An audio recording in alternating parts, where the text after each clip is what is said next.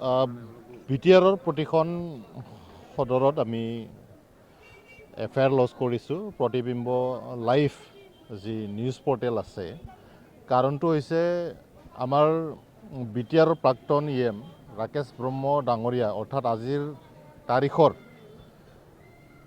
কেন্দ্ৰীয় যুৱ শাখাৰ সভাপতি, তেখেতৰ যিটো ইমেজ ৰেপুটেশ্যনটো হাৰ্ম কৰিবৰ কাৰণে প্ৰতিবিম্ব লাইভে নিউজ এটা কৰিছিলে।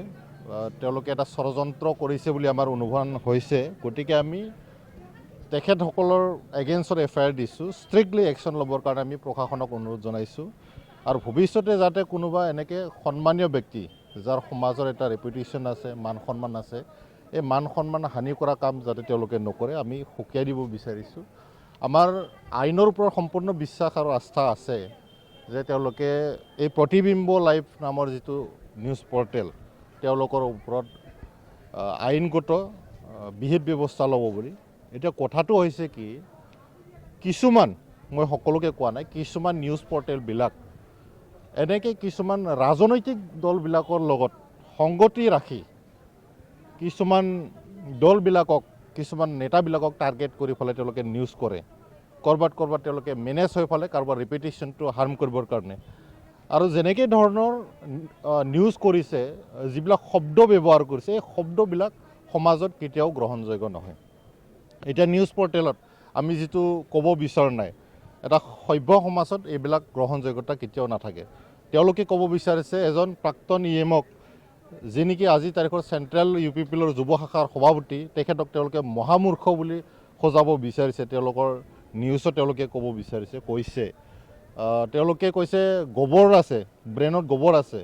এই কথাবিলাক যিটো সভ্য সমাজত কোনোদিনা গ্ৰহণযোগ্যতা নথকা কথাবিলাক এটা নিউজ পৰ্টেলে কেনেকৈ বুজাব পালে?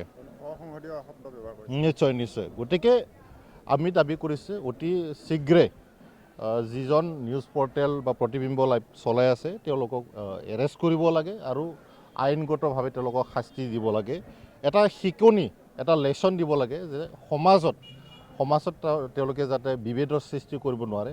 আৰু তেওঁলোকে তাতে আমি দেখিছোঁ যে ধৰ্মীয় কথাবিলাক আলম লৈ পেলাই ধৰ্মীয় কথাত আঘাত হানা বুলি তেওঁলোকে মিছা এলিগেশ্যন দিব বিচাৰিছে। এজন মানুহে ভাৰতত যিকোনো ধৰ্মৰ কাপোৰ পিন্ধিব পাৰে, সন্মান কৰিব পাৰে, ইয়াত কোনো বাধা নাই। গতিকে ৰাকেশ ব্ৰহ্ম ডাঙৰীয়া টুপি পিন্ধিছে, সন্মান কৰি, মৰম কৰি, তেখেতে কোনো জাতিৰ বা ধৰ্মৰ চেণ্টিমেণ্টত আঘাত সানিব বিচৰা নাই। গতিকে আমি প্ৰতিবিম্ব লাইভক আকৌবাৰ কৈছোঁ যে ভৱিষ্যতে যাতে এনেকৈ কামৰ পৰা তেওঁলোকে বিৰত থাকক।